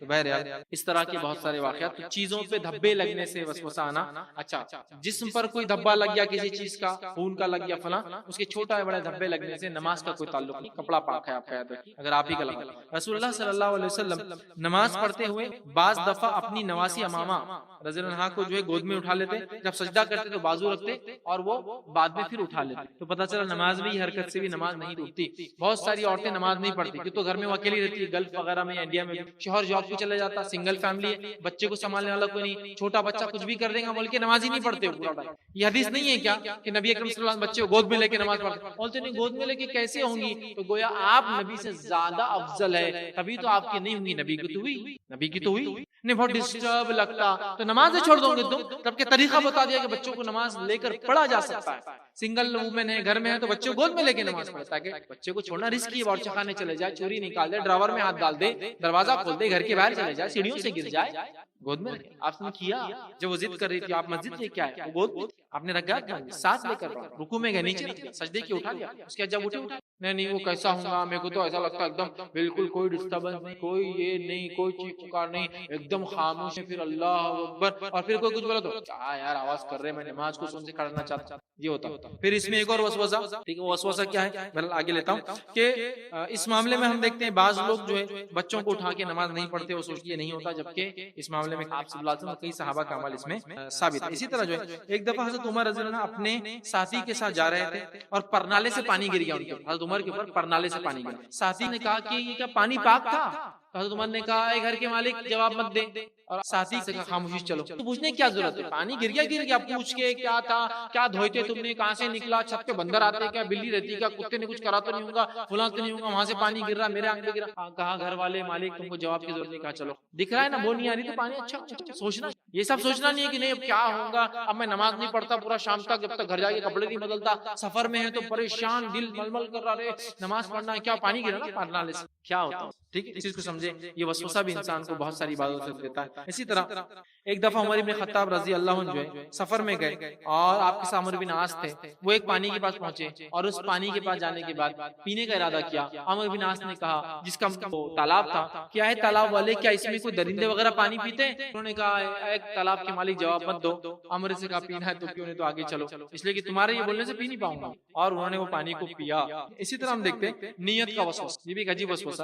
نیت کا وسوسہ کیا ہے کہ جب آپ نماز کی یا کسی کام کے لیے کھڑے ہوتے شیطان بولتا تو نے نیت نہیں کیا، اب نیت نہیں کیا تو آدمی کام کو چھوڑ دیتا اور پھر سے نیت کرتا، یا کبھی بولتا کہ تکبیر پڑھو تو اس میں بھی نیت سے ہی کرو، پھر وہ نیت کرتا تکبیر کرنے کی، پھر تکبیر پڑھتا تو سیدھے نہیں پڑھتا، اللہ اللہ اللہ اللہ اللہ اللہ اللہ اللہ، بہت مشکل، پھر اس کو مطلب پورا مسجد ڈسٹرب، اسے کیا نہیں بولے میرے اپنے کان کو سننا ضروری ہے، رک رک کے جملوں التحیات التحیات التحیات للہ للہ للہ والصلاۃ، تاکہ بولے کم از کم ایک بار تو صحیح ادا ہو جائیں گے۔ احتیاطی وسوسے، تو نیت کے وسوسے بڑے خطرناک ہوتے ہیں، یاد رکھیے۔ اس میں شیطان ایک وسوسہ ڈالتا، تو نماز پڑھا تو ریاکاری کر رہا ہے، حالانکہ وہ بولتا نہیں میں تو اللہ کے لیے کھڑا ہوں، یہ بھی شیطان کا وسوسہ ہے، ریاکاری کر رہا، وسوسہ تو ریا، آدمی بولتا میں نماز کو مسجد جانا چھوڑ دیا، کیوں؟ وہ میرے کو ایسا لگ رہا میں ریاکاری کر رہا، یہ بھی تو وسوسہ، یہ بھی تو وسوسہ ہے۔ اسی طرح جو ہے کسی چیز کی نیت اگر نہیں کی تو وہ توڑ دیتا، مطلب نماز کو کھڑا ہو گیا، ارے نیت ہی نہیں کر رہا، توڑ دو، پھر کھڑے ہو، ارے پھر نیت بنا رہے ہیں، پھر سے دیکھیے آپ کچھ لوگ مسجد میں تو دیکھیں گے آئیڈیاٹی سے کرتے، چونکہ مسلمان لوگ ان پہ ہنستے، اس چیز بار بار کریں گے، پھر اللہ اللہ اللہ، ان کو وسوسے دور کرنا ہے۔ اللہ اکبر کہے باندھ دیجیے، آج اب آنے دیجیے وسوسے، تو نے تکبیر برابر نہیں بولا، اللہ برابر نہیں ہوا، شیطان کو بولنا آج ایسی پڑھنے کی تھی نماز، چلو تم نکلو، تم خیر خواہ نہیں ہمارے، بولنا تم نکلو، باقی سب دیکھ لیں گے ہم، اللہ اور بندے کا معاملہ ہے نا، ہم کر لیں گے، تم مت آؤ، کیونکہ تمہاری بات مشورہ لے کے ہم پھنسنا نہیں۔ اللہ اکبر، ارے تکبیر تحریمہ تیری برابر نہیں ہوئی، تم ایزی لو، بولنا ہم کو تمہاری ضرورت، ہماری نماز چلتے رہے۔ ہاں یہ ہوتا ہے، خیال آتے ہیں، بالکل۔ آپ نے کیا فرمایا، جب شیطان آ کے کسی سے کہتا تیرا وضو ٹوٹ گیا تو تم جواب دو تو نے جھوٹ کہا، ریپلائی کیجیے، ہوتا ہے ایسا بہت سارے لوگوں کو، اس کا حل یہ، ٹھیک ہے، اس معاملے میں ہو۔ اسی طرح جو ہے بعض لوگ بلند آواز میں اللہ اکبر بولتے ہیں، اپنے کو سنے آنا، اس سے فائدہ ہوتا ہے، کوئی ضرورت نہیں کہ عثمان بن العاص رضی اللہ عنہ کے تعلق سے آتا ہے، وہ نبی اکرم صلی اللہ علیہ وسلم کے پاس اور کہا جب میں نماز پڑھتا ہوں تو قرات میں میرے لیے شیطان بہت مشکل پیدا کرتا ہے۔ آپ صلی اللہ علیہ وسلم نے فرمایا خنزب نامی ایک شیطان ہے جو تیری قرات میں پرابلم کرتا ہے، جب وہ شیطان